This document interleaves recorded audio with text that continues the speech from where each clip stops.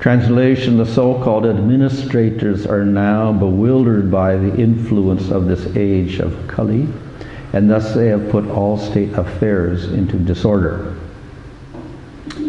Are you now lamenting this disorder? Now the general populace does not follow the rules and regulations for eating, sleeping, drinking, mating, etc. And they're inclined to perform such anywhere and everywhere. Are you unhappy because of this?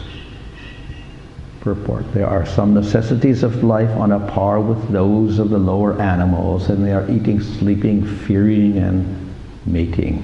These bodily demands are for both the human beings and the animals. But the human being has to fulfill such desires, not like animals, but like a human being. A dog can mate with a bitch before the public eyes without hesitation, but if a human being does so, the act will be considered a public nuisance, and the people will be criminally prosecuted. Therefore, for the human being, there are some rules and regulations, even for fulfilling common demands.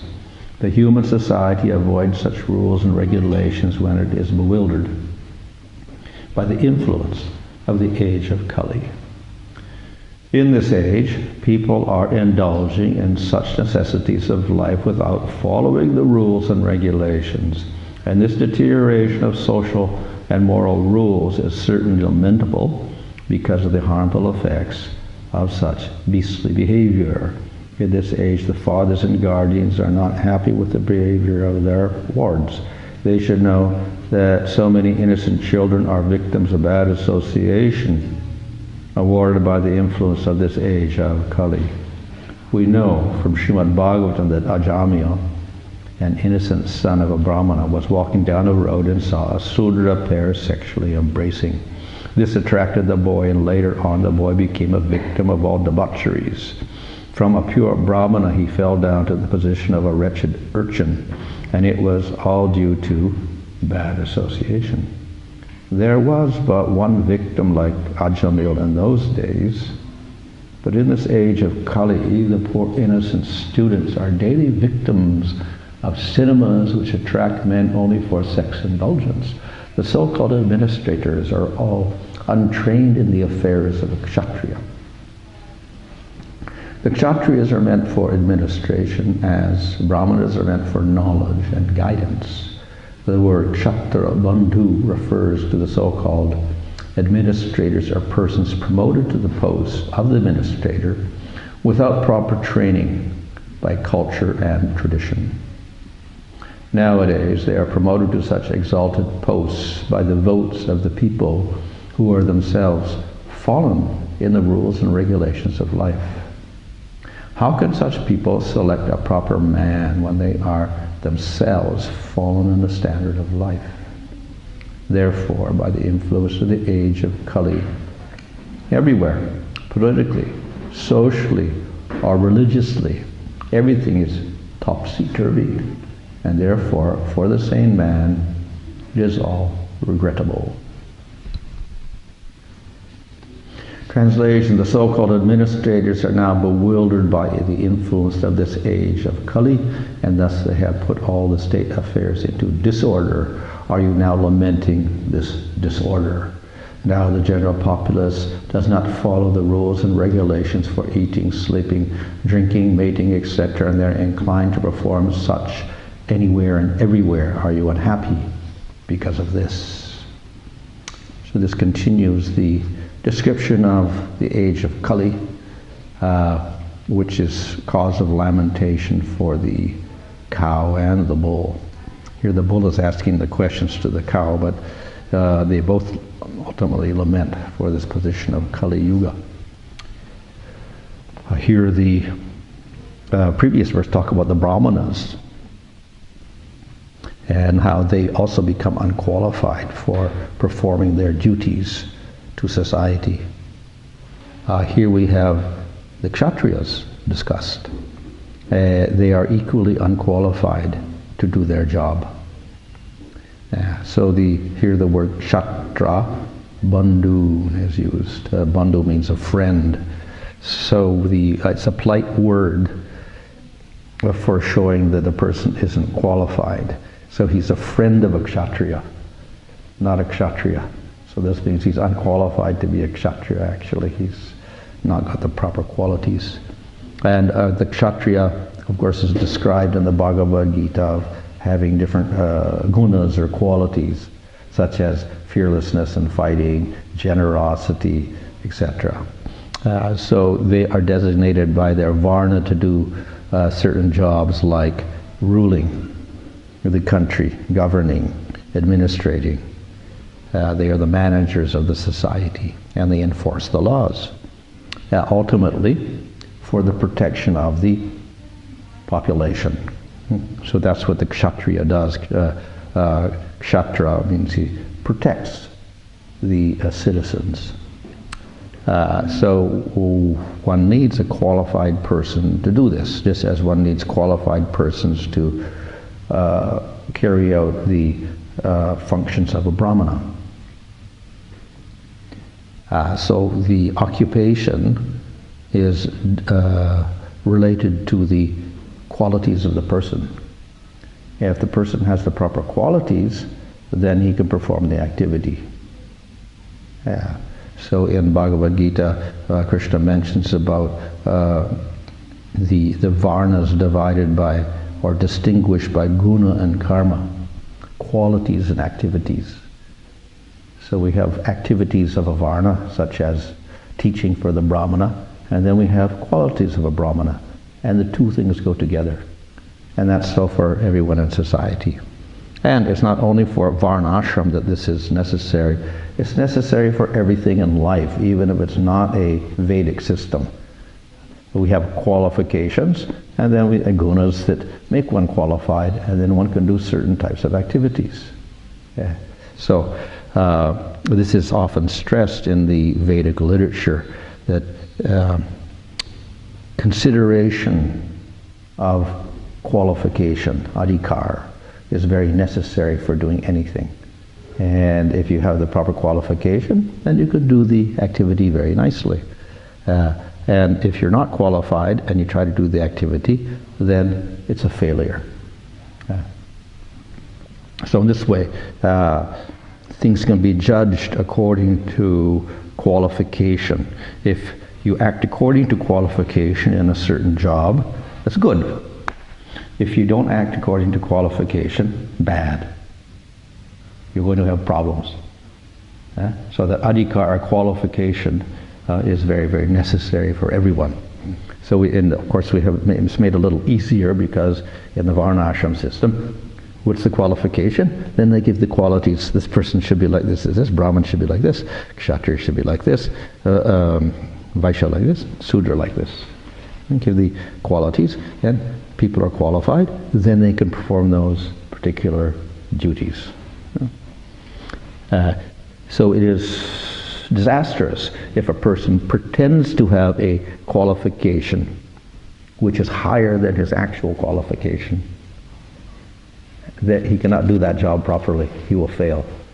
So that's called bad quality. It's got a bad quality. It's a fault if he does so.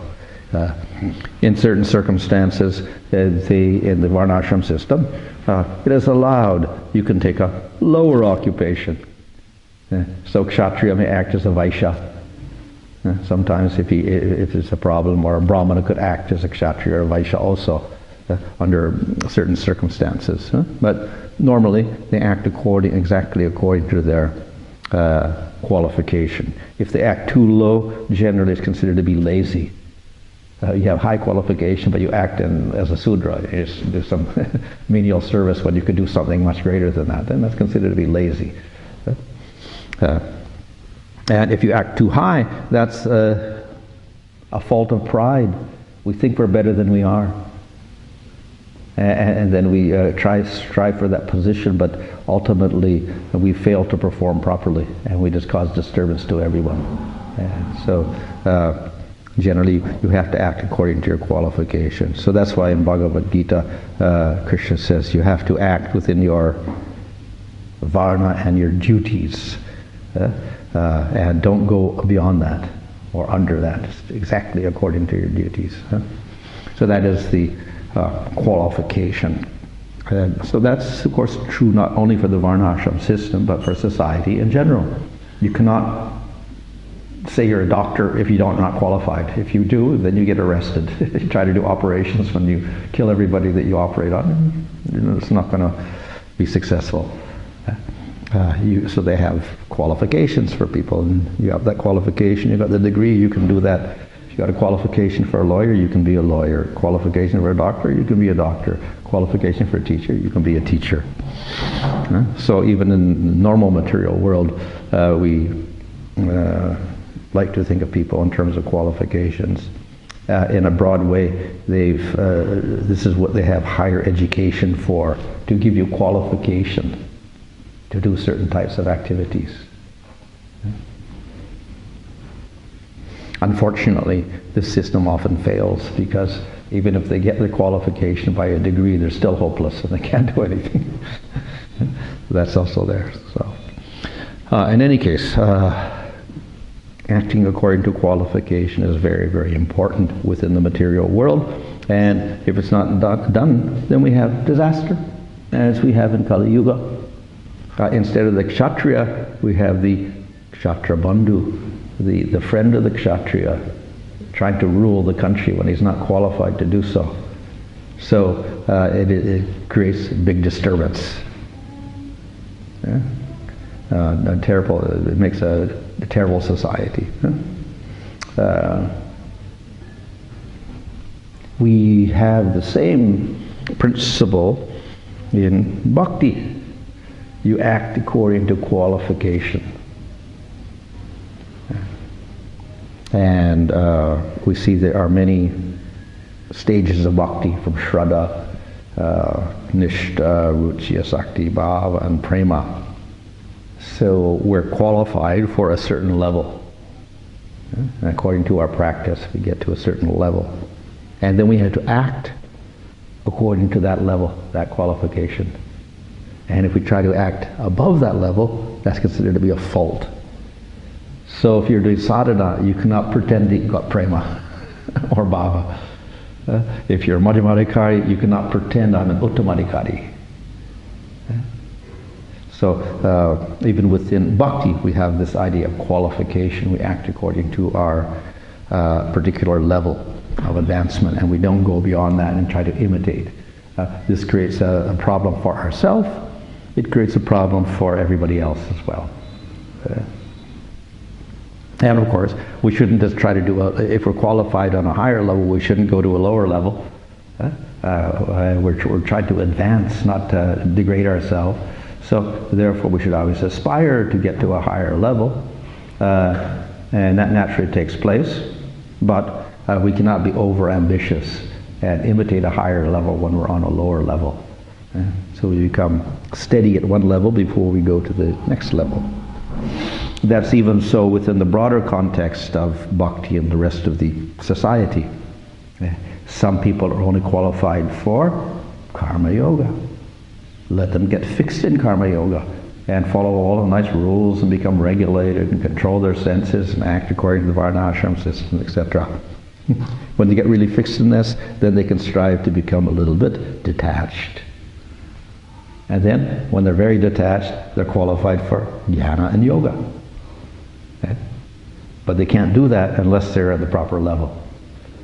So that is why in the Bhagavad Gita, Arjuna thinks, I don't want to fight the battle, I'll give up my duty as a kshatriya. And what's he want to do? He wants to lay down his weapons and act like a brahmana. But then Krishna says, you can't do that. You're not qualified for that. You're not a brahmana, you're not a jnani, you're a kshatriya. So it's a fault. This is a fault of qualification. So you can't jump from one varna to the next, and you can't jump from one process to the next without having qualification. So you can't do jnana yoga and study the Vedanta Sutra unless you're qualified by sattva gun. If you don't have that qualification, it's a disaster. Similarly, the ashramas.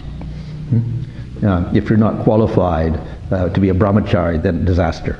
So, of course, the regular system, Sudras are not qualified to be brahmacharis. So they can't study the Vedas.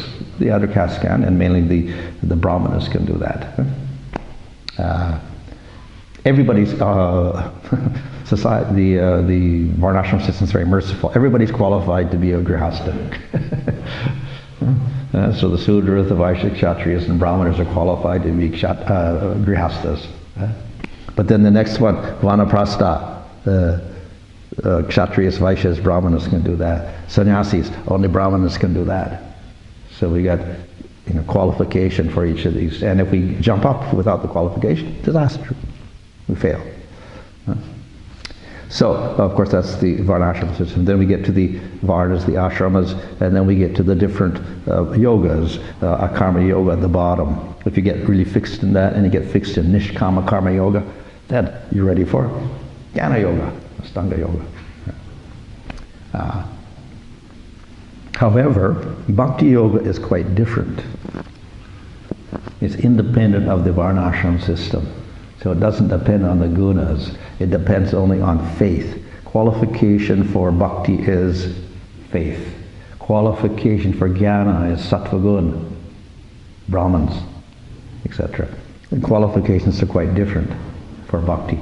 It's faith. So, and the faith could arise in a Sudra, a Kshatriya, a Brahmana, a Vanaprastha, Sannyasi, Brahmachari, or Mleccha, somebody outside the Varnashram system also. Faith could arise anywhere. So the qualifications are quite different. This is where we get a conflict between the people following Varnashram and the people following Bhakti. So the people following Varnashram says, what is this? You're people practicing Bhakti and they're not even in the Varnashram system, they're Muslims or something, or Mlechas and foreigners or whatever. Useless. Because it's completely different. The qualification is completely different. It doesn't rely on that system at all. So this shows the independence of bhakti. So faith is a qualification here, but as I said, even within bhakti, then we have to go through these different levels and act accordingly.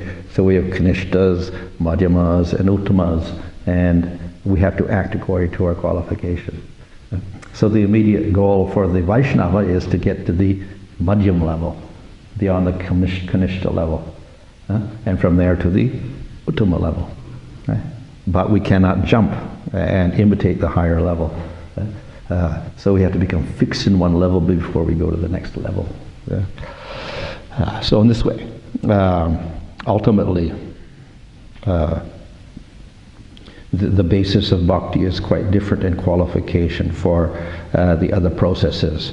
In other words, the qualification for going from one stage to the next is how much attraction we have for Krishna. That's the qualification. So Shraddha is the initial qualification, a little bit of attraction, so that we'll accept the scriptures and accept to follow the scriptures, etc. Then we increase that attraction for Krishna, and then we can get up to Nishta stage. More attraction, ruchi. More attraction, asakti. Greater attraction, bhava. 100% attraction, prema. So that's the qualification. So that qualification is quite different. This is all spiritual. Got nothing to do with material gunas, which causes qualification otherwise. Even in the material world, outside the Varnashram system, to become a doctor, it's a material qualification. Based on intelligence, memory power, skills, and this way and that way, all depending on material gunas. Bhakti has got something to do with the soul, the Atma. Qualification of Atma is the concern here, not the gunas that you have. So the qualification in Bhakti is how much attraction the jiva has for the Supreme Lord. They're both spiritual particle, and Supreme Lord, the big spiritual entity. That attraction, how much you're attracted. So Bhaktivinoda Thakur says, it's the Nitya Dharma of the jiva to be 100% attracted. Prema, that's our Nitya Dharma, that's our eternal position with Krishna. But, unfortunately, when we're in the material world, we start out with 0, then we may get 0.001% attraction to the Lord, or 0.1%, or 1%, or 2% like this. So it's not complete attraction. which is we say our natural state. It's a little bit because of ignorance and attraction to Maya. So we have to increase that attraction. So the process is simply to follow sadhana bhakti. Then our qualification increases. That means our attraction to Krishna increases, and accordingly we go through different stages. And if we try to imitate the higher stage, this is considered to be disastrous. So that is why our acharyas always criticize people who try to imitate a person on bhava or prema. Imitate the symptoms of those persons and their position. It is unsteady, and it is unbeneficial for that person. It creates offense for them, and it's disturbing for the rest of society. So therefore we cannot go beyond our position. But very nicely, our means of advancement is simply to depend on bhakti. It doesn't depend on external factors. So the nature of bhakti is such you can do it any place, anywhere, any time, any condition, any body. So we can always advance.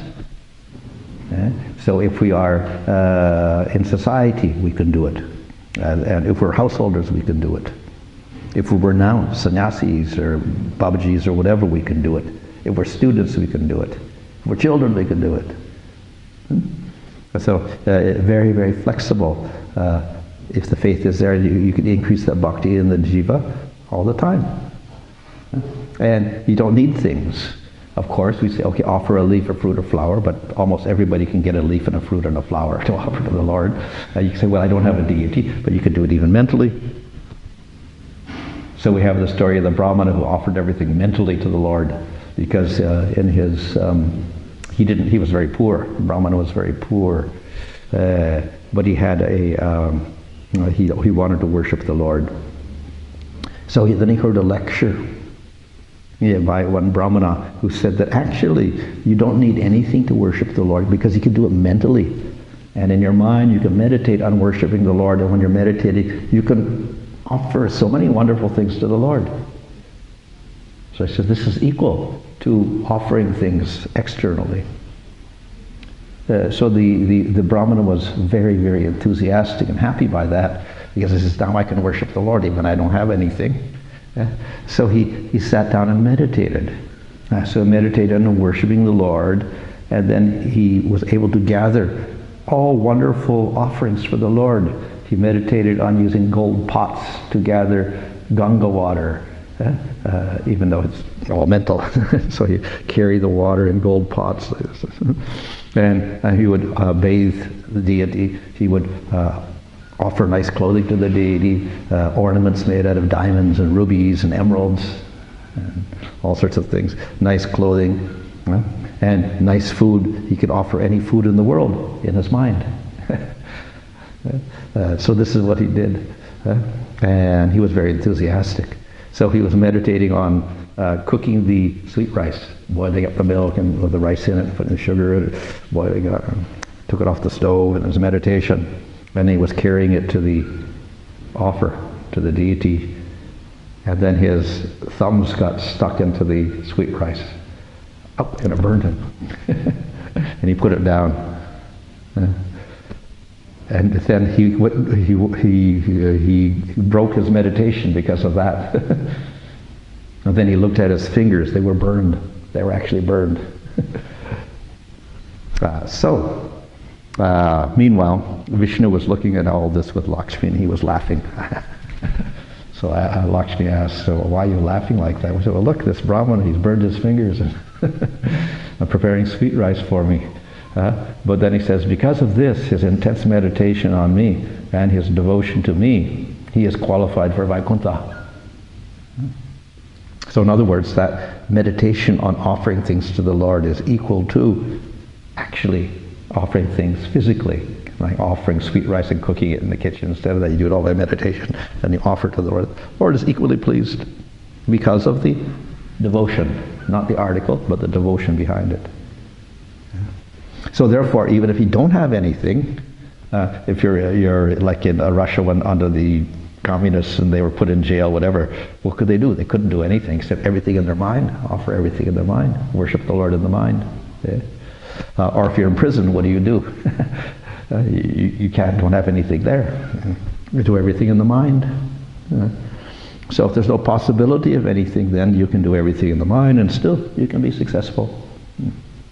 But even easier way than that in Kali Yuga is chant the name of the Lord. It doesn't even require having to intensely concentrate with the mind. You simply chant the name of the Lord. That does not require leaf, fruit, or flower even. It doesn't require money. It's free. We don't charge for the mantra. And you can say it any place, anytime, beyond all rules. So chanting the name of the Lord is actually the Yuga Dharma for Kali Yuga, beyond time and place. So this is the way in which we can advance towards Krishna, get higher and higher qualification, independent of everything in the material world. Time, place, articles or whatever, facility, no facility, whatever. We can continue the chanting process and attain the Supreme Lord. So, therefore the devotees should think of their own qualification and try to reach a higher qualification. Just as in school, we go through the first grade, second grade, third grade, fourth grade, fifth grade, whatever. So if we're very unambitious, then we'll say, okay, maybe I'll get to the fifth grade and I'll just stop there or whatever. But better if someone's more ambitious is at least I'll get to the 12th grade. Get high school graduation, at least I'll go that far. More ambitious people say, oh, let me go to college, 4 years of college, and get a university degree like that. One is more ambitious, then we go for a graduate degree, like a PhD or something. So the devotee should also be a little ambitious, and strive for the ultimate, the highest goal, and also strive for the intermediate goals on the way. So we go through Anartha Vritti, Nishtaruchi, Sakti Bhava, Prema. So we should be aware of our progress, and we should also be aware of the goal. And for that, of course, we have knowledge coming from Scripture to help us define everything very nicely. So in that way we can succeed. In spite of the fact that, as we see in this verse and the other verses around here, Kali Yuga is completely disturbed. Dharma is almost lacking. There's only one leg of the bull left, 1/4 of proper Dharma left, and the earth is not cooperating with the human beings anymore. So in other words, we get a lot of adibhautika and adhyatmika and adidaivika miseries on us. Weather miseries, nature miseries, plus mental miseries, plus physical miseries. All these are prominent in Kali Yuga. And also social level also. Individual and then society level, all these things are problematic. Still, we can do bhakti yoga and we can chant the holy name. So we got a solution for the problems of Kali Yuga. Any question?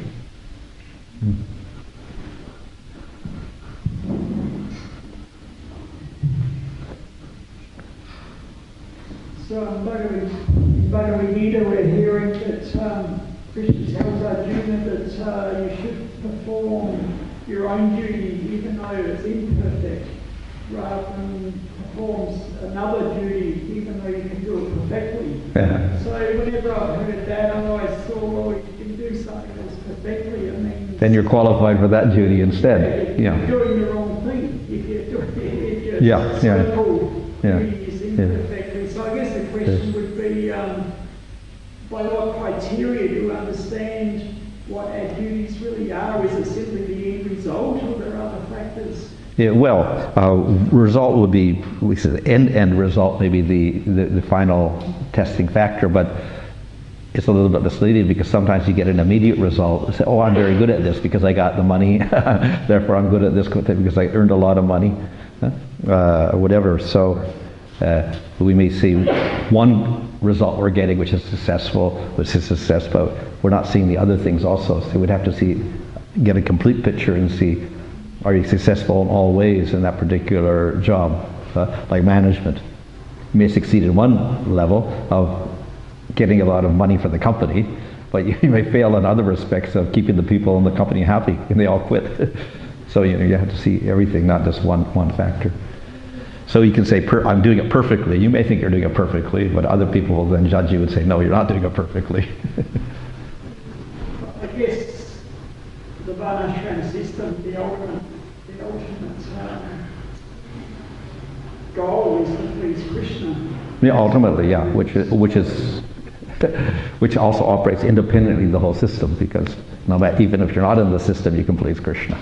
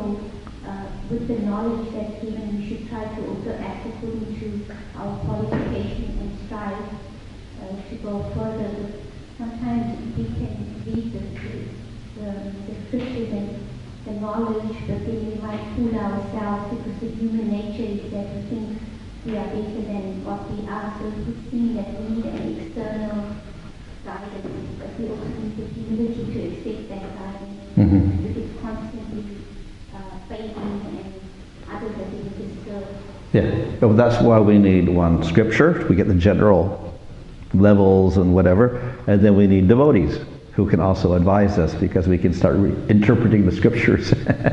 Say, well, I'm at this level, but actually we're not at that level from the eyes of other people. So if we have devotees, then they can act as the neutral judge of our real position in terms of devotion. So it's not just scripture, but we need scripture. We also need devotees who can give us good guidance, practical guidance in that regard.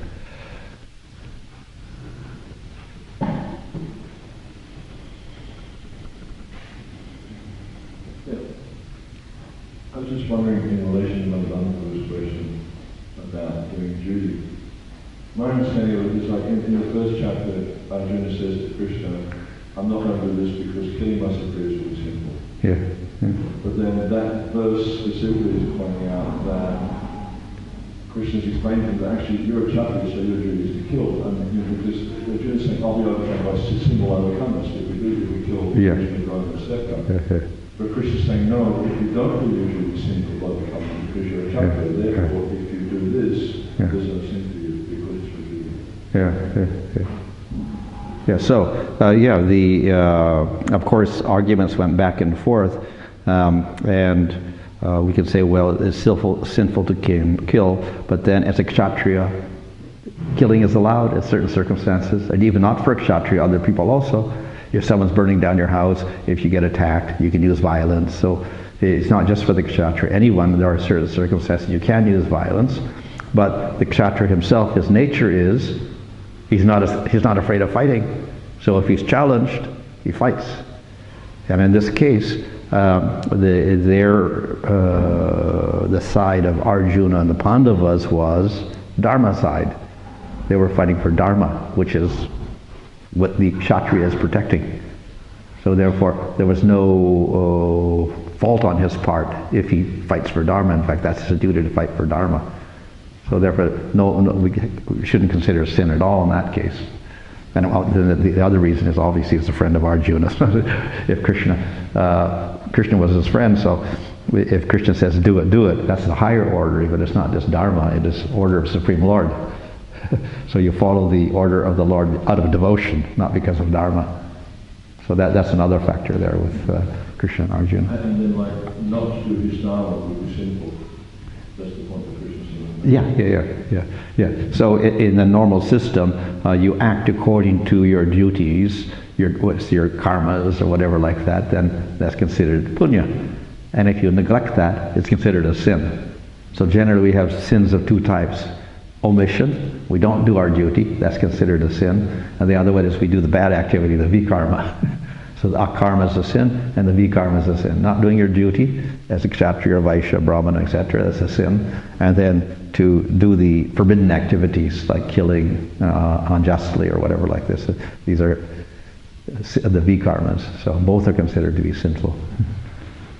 So if you don't act properly according to your varna, that's a sin also.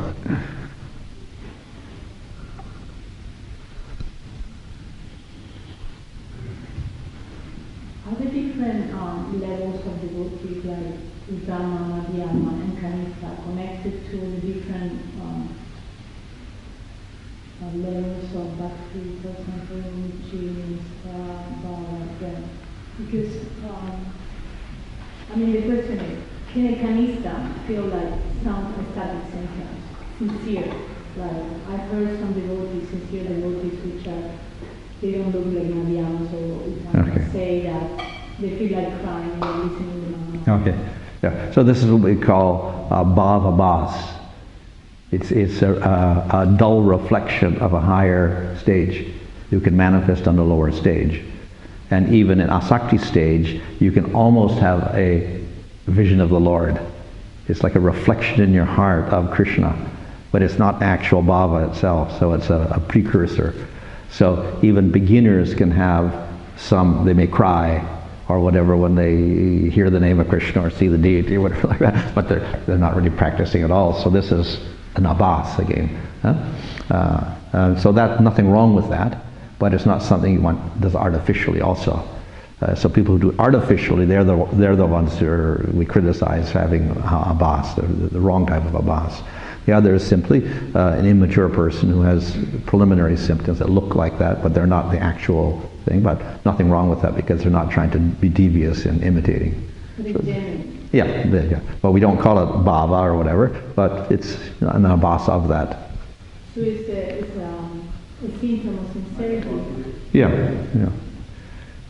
It's not Yeah. like even if Prakrita Bhakta can have. Could have. Yeah.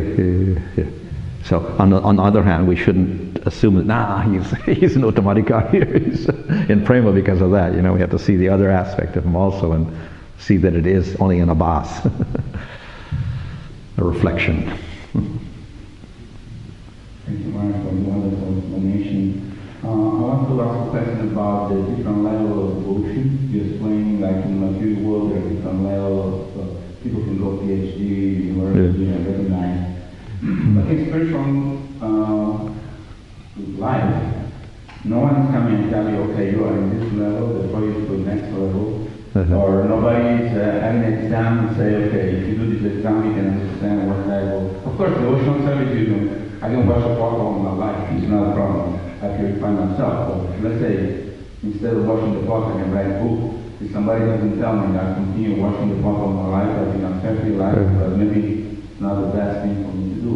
So who is telling us, okay, you are in this level, you are in this level, therefore you go to the next level, like in karate or martial arts, you have different belts. So you were, yellow belt, and brown belt, and black belt, but here there's no belt. Okay, so, Well, we borrow from the Varnashram system for some levels. So we have brahmacharis and grihastas and sannyasis, which are like the belts in terms of ashrama. But that doesn't that's external. That's got nothing to do with spiritual advancement. So spiritual advancement is independent of ashramas. You could have a uttamadikari, brahmachari, grihasta, or sannyasi. It doesn't matter. So that's an external type of thing. In terms of bhakti, it's very internal. So it's somewhat difficult to judge the different levels. But we have, let's say, Shraddha, Sadhu Sangha, Bhajanta Kriya, Anartha Vritti, Nishtaruchya, Sakti Bhava, Prema. Those are the levels. And then we can also have the levels, Kanishta, Madhyama, and Uttama. So but in our bhakti, we take the Kanishta as being actually before the Shraddha, because that Kanishta is not a real devotee yet. And when he gets real Shraddha, then it begins pure bhakti. So then it becomes a Madhyama. So then Madhyama continues all the way from Shraddha all the way into Bhava. So therefore we get Madhyama with many stages in it, and then we get Bhava and Prema, so that's the Uttama stage up there on the top. So our main concern is the Madhyama stage and those different levels. But so within that, it's not a matter of what service you do. You could take any service. You could be in Bhava or Prema or Kanishta or Madhyama and wash the pots or whatever, it doesn't matter, or do any of these things. Then again we have things like deity worship. You have to be second initiated, so we got standards that way. So initiation is another type of standard. So you can't get initiated unless you're steady in bhakti. Yeah? So you have to follow the regulated principles for what? How long? 1 year? At least? Or whatever it is. Chant 16 rounds for 1 year at least. So that's your first initiation, and then maybe, I don't know what the qualification second, maybe it's 5 years or whatever. Different gurus have different levels for that. So they're, in one sense, trying to judge your qualification of steadiness by initiation also. So that's one level of trying to judge it, but it's slightly subjective according to the guru also.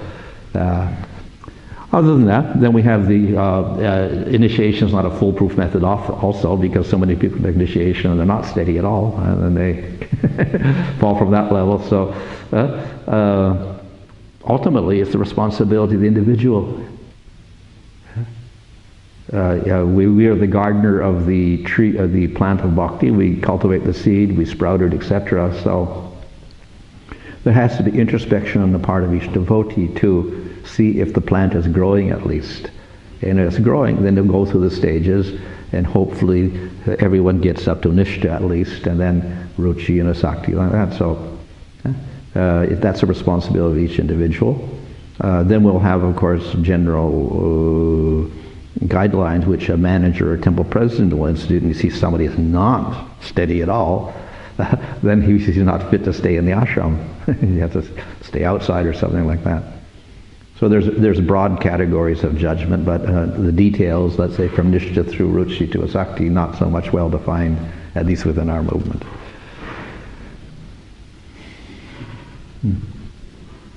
Hare Krishna Maharaj, you're speaking obviously about not jumping up to higher levels that we're not ready for, and this is pretty obvious, I think, and anytime maybe I've just unconsciously done that, you kind of get thrown out of balance pretty quickly.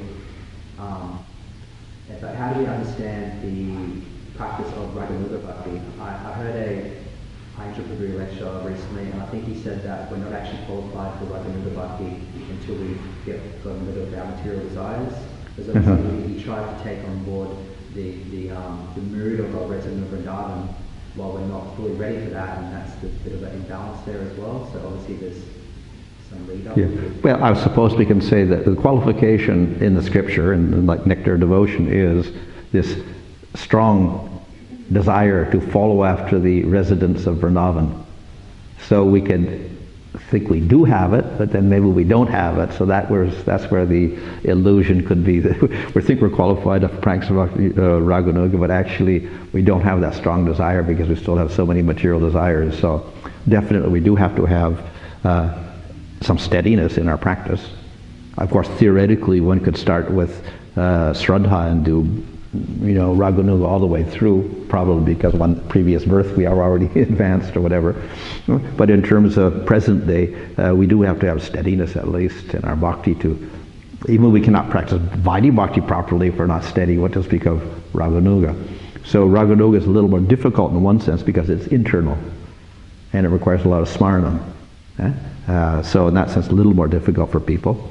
Of course, it's said to be quicker also because of the concentration on a particular rasa, a particular form, etc. But still requires internal sadhana, which many people are not qualified or they find difficult to do. So therefore, if they try to imitate, it becomes like a shell imitation.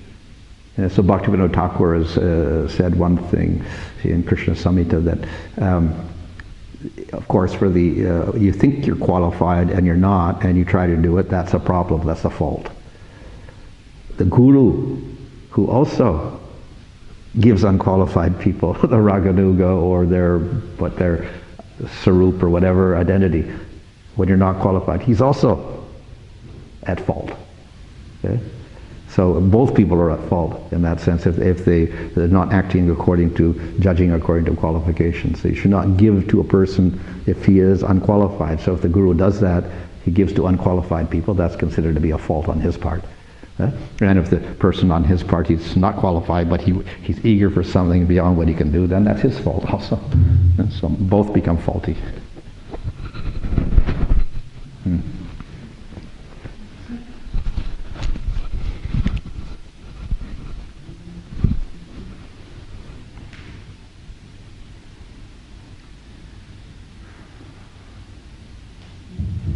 Just on that point, Maharaj, about the guru, he gives the qualification, like he sees the qualification and then he gives the initiation of the understanding that through Srila Prabhupada's mercy and the mercy of the current chariots as well, that then that is, even if we are not qualified, and we get the mercy which then we become qualified also, right? But sometimes it happens that, like, as I understand it, we are not born Brahmanas in this stage. Like, we're not Brahmanas, maybe we might have something in our politics and past us, but generally we are below Shudras. So it's only by mercy of Srila Prabhupada and our spiritual masters that we can perform Brahminical activities. But sometimes I see that there's judgments placed on people according to, some people put themselves in a position of deciding someone else's varna and then treat them accordingly, which causes a slight prejudice, which is natural, I guess, but I feel like that, and maybe correct me if I'm wrong, I'm not very shastrically inclined, but that this can be a little dangerous in this age to decide on someone's varna, because if you have the blessings of the senior devotees, the managers, and your spiritual master, that to do these Brahminical activities, it does not mean that you are instantly a Brahmana, right? Just like that you can be a Brahmana and clean the temple or clean the toilets or worship the deities, because it's all on the path. We're striving for bhakti. So I was just wondering if I have a correct understanding. Well, one offense in bhakti is to class people according to their varna. It's an offense, actually. Okay, of course, that's from the traditional point of view. A person was born as a Brahmana or as a Sudra, so when he's a Vaishnava, we say, oh, he was a Sudra, we say, or he was a Brahmana, or he is a Kshatriya, or whatever. So that's considered offense to identify Vaishnavas according to birth or whatever like that. But a carryover of that is also, we identify Vaishnavas according to their occupation, even in ISKCON. So we're limiting ourselves to classifying them according to Varna, and then obviously the higher Varna is considered superior, so then, that's considered a superior Vaishnava. So that's also offensive, because the quality of the Vaishnava is independent of the Varnas, its attraction to Krishna. You could be a Brahmana in society, but you could be a Mayavadi. So it doesn't make you a better devotee to be a Brahmana. It's because you're born as a Brahmana or you're practicing as a smarta Brahmana. It doesn't make you a better Vaishnava. It can be making aparadi also. So to rely too much on these classifications is not proper. On the other hand, for practical service, we try to engage everybody according to their qualities. So in that sense, we can say we're giving them a Vaishya occupation. They like to make money for Krishna. Okay, fine, let them make money and sell things for Krishna or whatever, do business for Krishna. They may already be doing that in the material world anyway, so let them do that and use their money for Krishna, donate it to Krishna, etc.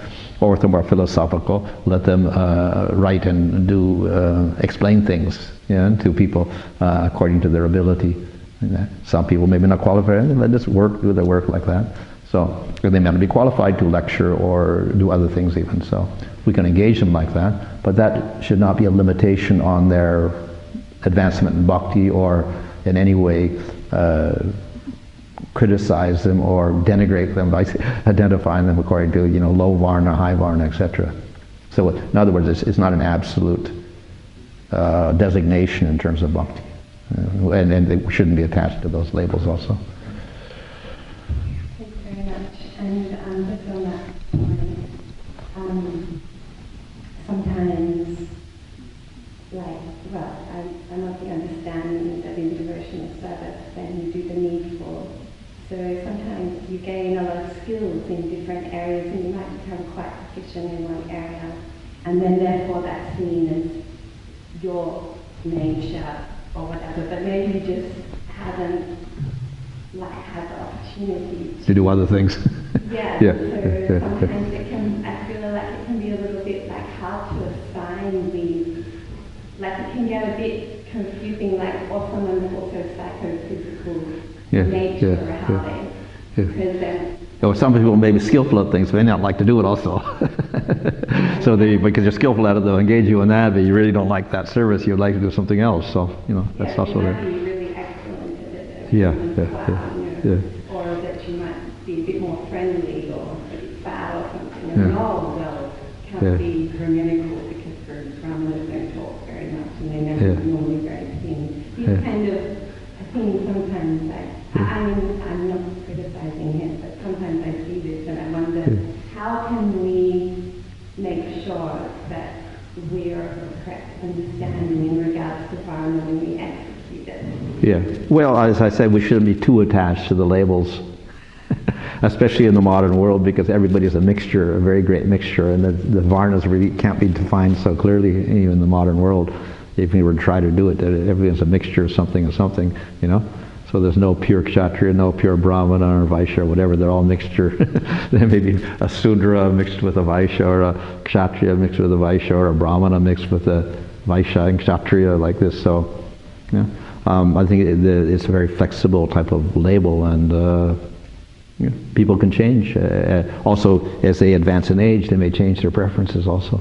So we can't really fix a person and their occupation or their duties in one area, because they can change over years also, as well as what they like to do and what they're good at may be different. So it's flexible, and there has to be introspection on the part of the person also. So what is favorable for his advancement in devotional service? Basically, that's what it is. So maybe what is skillful at can do, maybe that's good for his advancement, but what he likes to do may also be good for his advancement. According to the person, it may be different as well. So that has to be considered. Okay.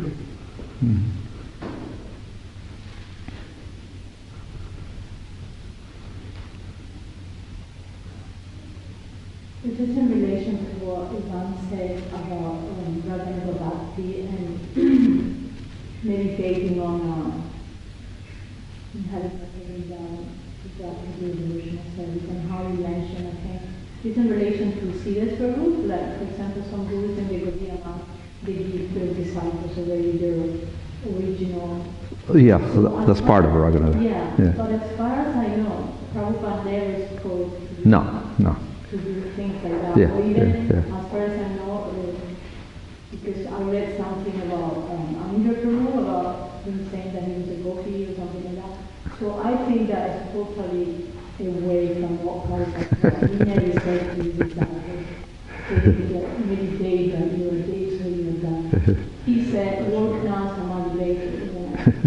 So, yeah. Well, it's a process. It is there. The Siddha Pranali process is there. But then, generally, from Bhaktisiddhanta to Srila Prabhupada, it's not really. We don't take that as a foolproof method of guaranteeing your sarup or anything, because it's a matter of your qualification, your development, etc. And even if you didn't get it, by Krishna's mercy, you will get whatever you get in the spiritual world. So it's not a mechanical process ultimately. I'm just saying that because I've seen many people taking the teachings of Amindra Prabhu as absolute. Oh, okay. And I separately see it as differing drawing from Prabhupada. So I just wanted to say. Okay. Hare Krishna.